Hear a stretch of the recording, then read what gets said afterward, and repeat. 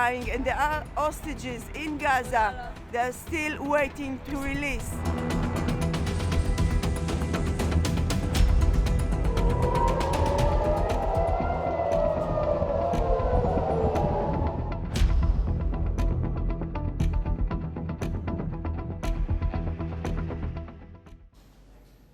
Israel is striking Gaza again. The first blow landed on Tuesday. The fragile ceasefire was in danger, and today there was a second round of airstrikes. So it's no longer a violation. It's the end of the ceasefire. War has resumed in the Gaza Strip, and that is the new reality. Let's bring you the latest updates. Overnight, Israel conducted multiple strikes. More than 90 people were killed. Most of them were sleeping in their homes. At dawn, Israel resumed its ground operation. It has taken control of the Netzarim corridor.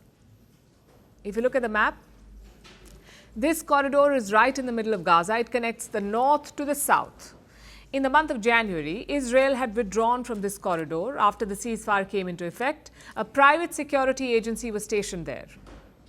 However, on Wednesday, Israel moved back into the area. It took control of the checkpoints and closed off all access.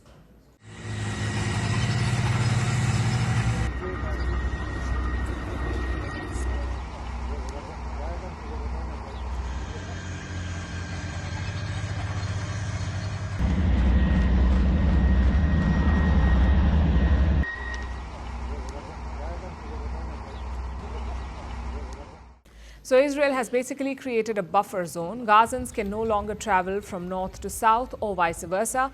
Plus, 150,000 people have been asked to evacuate, and they don't know where to go. This is not a life. We urge the mediators. We are the ones paying the price with our children and women. What is this? We can't find the time to get displaced. We get displaced every day. So why is Israel back in the Strip? We told you about this yesterday. Israel says these new strikes are to build pressure on Hamas to ensure the immediate release of hostages. The Israeli defense minister has a message for Gazans: return the hostages and expel Hamas, or face Israel's wrath. The evacuation of civilians from combat zones will start soon. If all Israeli hostages are not released and Hamas is not removed from Gaza, Israel will act with forces you have never known before. So Israel says this escalation is to get the hostages back, but their families are not convinced. In fact, they are furious with the government. 59 Israeli hostages are still in Gaza. 24 of them are believed to be alive. A cabinet meeting was scheduled for today, a meeting between the government and the families of these hostages, but this meeting was postponed. The Israeli Prime Minister has not given a reason why, and this has left the families in a limbo.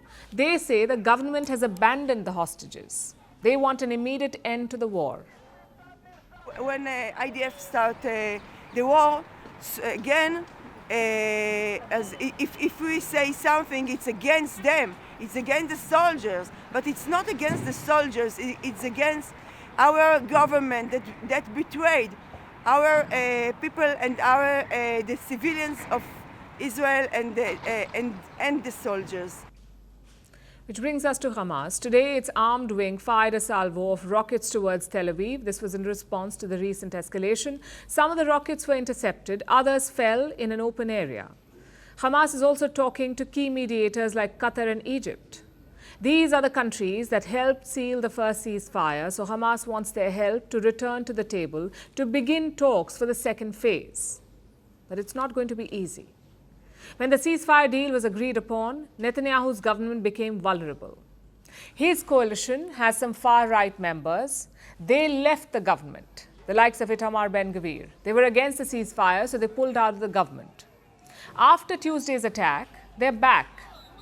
And this is very crucial politically. Their exit left the Prime Minister with a very slim majority, and their return has restored stability in the government. It has allowed them to pass a key budget today, a wartime budget.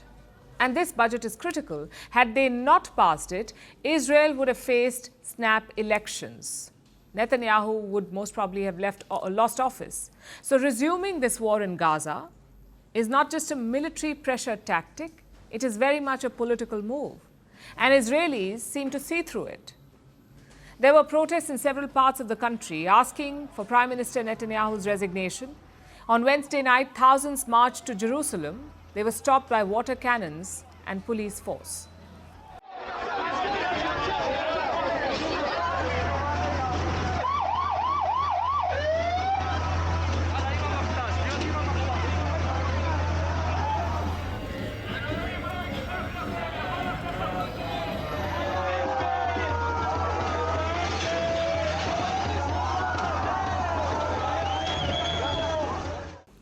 Meanwhile, Netanyahu has blamed the deep state. He's accused them of weaponizing Israel's justice system. He first posted this from his official account on X. He later deleted the post and he reposted it from his personal account. So this is how things stand in Israel. Elsewhere in the region, there's more turbulence. The Houthis are back again. They have attacked 4 US warships in the last 72 hours. And their new target seems to be Tel Aviv. On Tuesday, they fired a ballistic missile towards Israel. It was intercepted. Yesterday, they struck again. The Houthis fired a missile targeting the Ben Gurion airport in Israel. This one too was intercepted. But it triggered sirens in Tel Aviv and Jerusalem. The missile force of the Yemeni armed forces carried out a qualitative military operation targeting Ben Gurion airport in the occupied Jaffa region with a Palestine II hypersonic ballistic missile. This operation successfully achieved its objective, thanks be to Allah. So Gaza is burning again with bombs falling as if they never stopped. The hostages are still missing. West Asia is on the edge again. It's like the ceasefire never happened. The question is, what comes next? Well, another ceasefire may come, but it may also crumble. This looks like a war with no exit. Good afternoon, Prime Minister Lakshman. Good afternoon. Making headlines in India well before you landed here. New Delhi has raised concerns in the recent past vis-a-vis the Khalistani separatists that operate in New Zealand. How do you propose to address these concerns? In our democracy, we believe in the freedom of speech. Organizations like the Al-Qaeda or ISIS were to hold a referendum in New Zealand, something related to one of your Western partners. Would you say the same? We have very well-defined laws in our democracy. No specific conversation on Palestine on this visit. It was raised with me. I also raised back our position. Are you willing to be open to these concerns from New Delhi? As I keep coming back to you to say, we have strong laws in our system.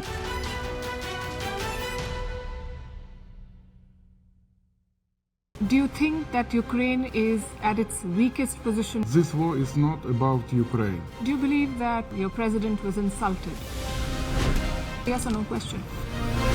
Is Ukraine prepared to pay the price for that peace? No compromises at the cost of territorial integrity and sovereignty. Diplomacy will work? Yes, Do you it think will. Russia will give up the territory if there is no ceasefire? Do you propose to keep fighting? We are ready to resist. Do you think there will be peace? Many countries gave us 3 days. President Trump said you don't have any cards. We do not have another choice. How do you keep fighting? You are asking me once again the same question. Because you've not answered my question. We have enough capacities to keep fighting.